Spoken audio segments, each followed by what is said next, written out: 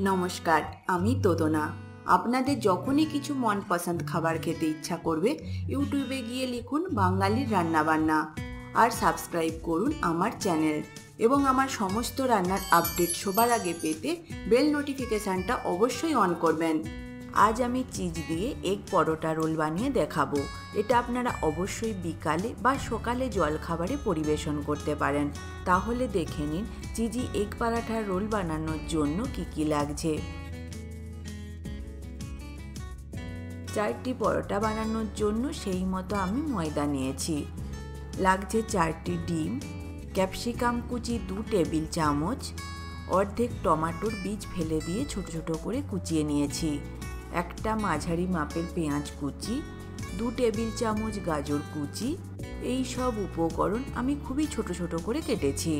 লাগছে সাদা তেল, নুন পরিমাণ মতো, গোলমরিচের গুঁড়ো সামান্য, একটা কাঁচা লঙ্কা কুচি, লাগছে ধনেপাতা কুচি, আর লাগছে গ্রেট করা চিজ। প্রথমে ময়দা মাখার জন্য একটি পাত্রে নেব। এর মধ্যে অল্প নুন দিচ্ছি, দিয়ে দেব 1 চামচ তেল। তেল আর নুন ময়দার সাথে মিশিয়ে নেব। এরপর আমি অল্প অল্প জল দিয়ে ময়দাটা মেখে নেব। ময়দা আমি ভালোভাবে মেখে নিয়েছি। এবার এটা ঢাকা দিয়ে রেখে দেব 10 মিনিট।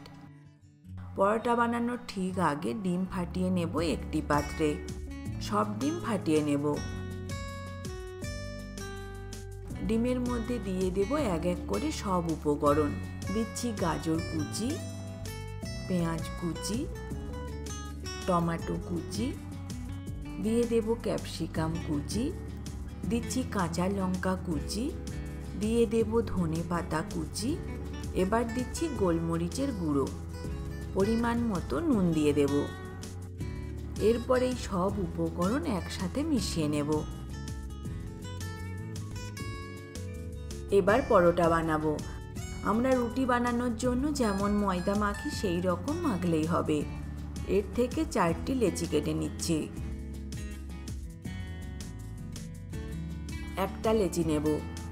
বেলবার জন্য আমি শুকনো ময়দা নিয়েছি। প্রথমে লেচিটা গোল করে নিচ্ছি। শুকনো ময়দা লাগিয়ে নেব। এবার এটা বেলে নেব রুটির মতো করে। এইভাবে আমি সবকটাই বেলে নেব। পরোটা বানানোর জন্য পাত্র গরম হতে দিয়েছি। এর মধ্যে একটা রুটি দিয়ে দেব। এক পিঠ হতে থাক। এক পিঠ হয়ে গেলে উল্টে দিচ্ছি। 2 পিঠই হয়ে গেছে। এবার এটা তুলে নেব। একইভাবে বাকিগুলো বানিয়ে নেব। এবার পাত্রে তেল দিচ্ছি। দিয়ে দেব কিছুটা পরিমাণ গোলা ডিম।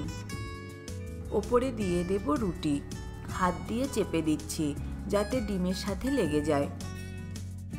নিচের দিকটা হয়ে গেলে উল্টে দিচ্ছি। ওপরে ছড়িয়ে দেব গ্রেট করা চিজ।